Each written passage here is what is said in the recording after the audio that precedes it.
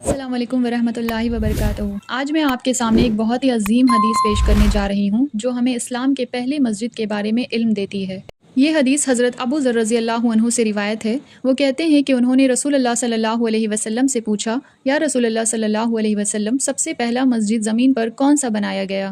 رسول اللہ صلی اللہ علیہ وسلم نے جواب دیا، مسجد حرم جو مکہ میں واقع ہے، اللہ کا پہلا گھر جہاں سے توحید کا پیغام پوری دنیا میں پھیلا۔ پھر ابو ذر رضی اللہ عنہ نے پوچھا، اس کے بعد کون سی مسجد بنائی گئی؟ رسول اللہ صلی اللہ علیہ وسلم نے فرمایا، مسجد اقصی جو بیت المقدس میں ہے، وہ مقدس زمین جہاں سے اسرا اور معراج کا سفر شروع ہوا۔ پھر ابو ذر رضی اللہ عنہ نے پوچھا، ان دونوں کے درمیان کتنے سال کا فرق تھا؟ تو رسول اللہ صلی اللہ علیہ وسلم نے فرمایا، 40 سال۔ یہ حدیث ہمیں صرف تاریخ کا علم نہیں دیتی، بلکہ یہ ہمیں مسجد کی عظمت اور ان کی ابتدا کا احساس دلاتی ہے۔ مسجد حرم اور مسجد اقصی دونوں اسلام کی روحانی نشانیاں ہیں۔ ان سے محبت اور ان کا ادب ہر مسلمان پر فرض ہے۔ اللہ ہمیں ان مسجدوں کی خدمت، محبت اور ان کے عظمت کو سمجھنے کی توفیق دے، آمین۔